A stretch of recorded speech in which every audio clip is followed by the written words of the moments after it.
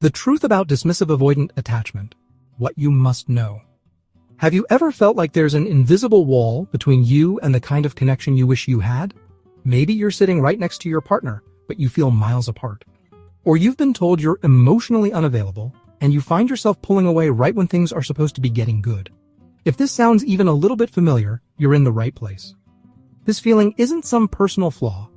It's a pattern, a survival tool that has a name: dismissive avoidant attachment, and its roots were likely planted long before your first romantic relationship.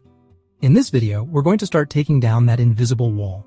We'll get into the surprising childhood reasons for this pattern, the hidden signs you might be missing, and, most importantly, the first real steps toward building the secure, meaningful connections you actually want.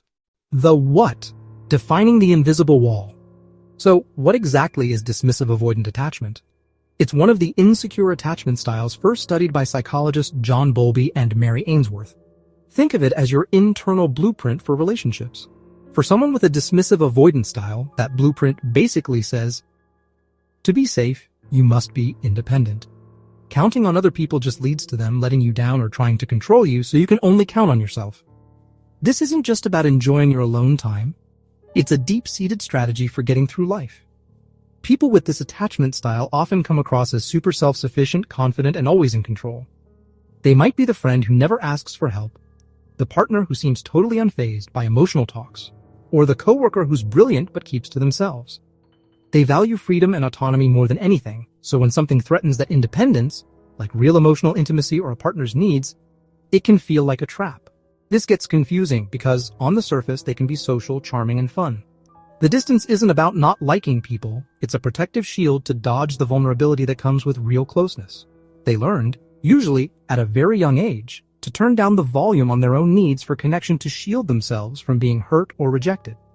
And that's what creates the invisible wall. It keeps others out, and just as important, it keeps their own vulnerable feelings locked in. The why? Uncovering the childhood origins. To really get this attachment style, we have to look back. These patterns don't just show up out of the blue, they're actually smart, adaptive responses to a certain kind of childhood environment.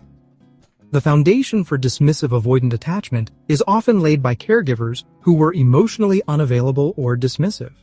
Now, this doesn't automatically mean the childhood was abusive or physically neglectful. Often, a child's needs for food and a roof over their head were met perfectly. The void was emotional. Picture a kid who cries for comfort but is always told to toughen up, stop being so sensitive, or is just ignored. Or maybe the parents were so buried in their own stress, work, or mental health struggles that they just didn't have the bandwidth to tune into their child's emotional signals. In these homes, a child learns a huge, life-shaping lesson. My feelings are a problem. Showing what I need doesn't work, or to be loved and keep the peace. I have to be completely self-reliant and need nothing. They learn to soothe themselves because no one else is reliably available to do it for them. Sometimes, the dynamic can even be one where the child feels like they have to manage their parents' emotions, forcing them to squash their own feelings to maintain stability.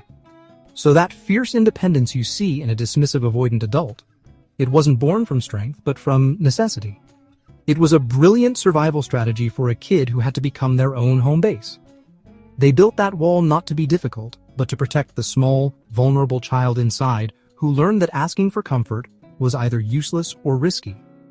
And while other things, like a person's temperament or a really bad breakup later in life, might play a role, that early blueprint is incredibly powerful. The signs, recognizing the hidden patterns. Because dismissive avoidants can seem so capable and even outgoing, the signs of their attachment style can be tricky and easy to misread. Let's break down some of the hidden patterns you might recognize in yourself or someone you know. First up, an extreme focus on self-reliance. This is more than just being independent. It's a deep reluctance, or even a flat-out refusal to ask for help. They'd rather struggle with a huge problem in silence than admit they need support, because they see depending on someone as a weakness. Another big one is a clear discomfort with emotional intimacy. Just when a relationship starts to get deep and vulnerable, the dismissive avoidant person often starts pulling back. They might begin nitpicking their partner, a tactic known as a deactivating strategy, to create distance. They'll complain about feeling suffocated or controlled when a partner expresses totally normal needs for closeness. Third, they tend to downplay the importance of relationships. They often put their job, hobbies, or personal projects way ahead of their intimate bonds. It's not that they don't care. It's that those are areas where they feel skilled and in control, unlike the messy, unpredictable world of feelings. In the workplace, this can make them super productive when working alone, but they might push back against teamwork or brush off ideas from their colleagues. Fourth, they are often intensely private people. They might not share much about their day, their future plans, or what's really going on inside, even with a long-term partner. This is that invisible wall in action, leaving their partner feeling like they're stuck on the outside looking in. On social media, they may resist making the relationship official or posting photos together, as that kind of public commitment can feel like a threat to their autonomy. And fifth, a deep-seated fear of being vulnerable. They may prefer casual or short-term flings because they get to sidestep the messiness of real emotional commitment. When they do get into a serious relationship, they might hold onto a phantom ex in their mind, or constantly notice attractive alternatives as a mental escape hatch, making sure they never become fully dependent on their current partner. The core fear is that if they truly let someone in, they will lose themselves completely. The now what? The path forward. Just recognizing these patterns is the first and most powerful step. It shifts the narrative from "there's something broken in me" to "I have a pattern I can understand and work with." Healing isn't about erasing your independence. It's about gaining the flexibility to connect deeply while still feeling like yourself. So, what's next? If you see these patterns in yourself, the journey starts with self-awareness and taking small, manageable steps toward vulnerability. Just start by noticing your feelings.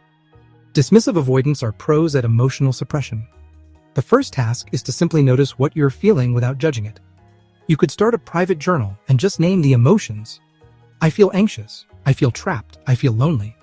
You don't have to act on them yet, just let them exist. Try tiny acts of vulnerability. The goal here isn't to suddenly spill your guts. It's to gently challenge that core belief that you have to do everything alone. Start super small. Ask a friend you trust for a tiny favor. Share one small personal story with your partner. The key is to take a small risk and see that not only do you survive, but that connection can actually feel good. If you're the partner of someone with a dismissive avoidant style, understanding is your best tool. Try not to take their distance personally.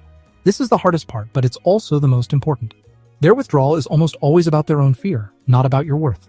When they pull away, chasing after them, or demanding closeness will probably just make them retreat faster. Remember, they are masters at creating distance. Create a safe space for connection without the pressure.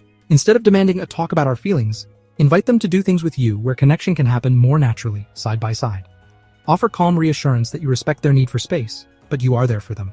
When they open up, even a little, celebrate it, and resist the urge to ask for more. This slowly helps them learn that intimacy doesn't have to be a trap. Moving from behind an invisible wall to secure connection isn't a quick fix. It's a process of unlearning old survival skills and slowly learning to trust again, trusting others, and just as importantly, trusting yourself to handle the vulnerability of being truly seen. Recognizing the dismissive avoidant pattern isn't a life sentence. It's an invitation to deeper self-understanding and ultimately, to the more fulfilling relationships you deserve. If this video hit home for you, please subscribe and click the bell so you don't miss our next one on attachment styles.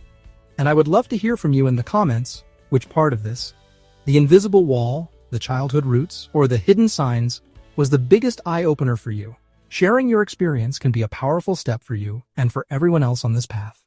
Thanks for watching.